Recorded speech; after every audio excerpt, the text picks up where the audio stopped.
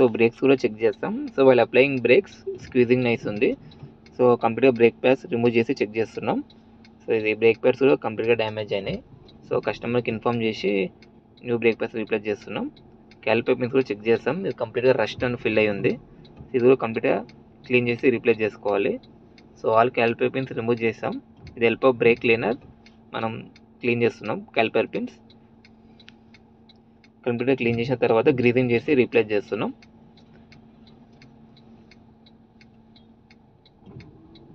So every సర్వీస్లో ఇది clean చేసి రీప్లేస్ చేసుకోవడం బెటర్. సో బ్రేక్ ప్యాడ్స్ కూడా కంప్లీట్గా క్లీన్ చేసి న్యూ బ్రేక్ ప్యాడ్స్ అన్ని రీప్లేస్ చేస్తున్నాం. New fend brake pads.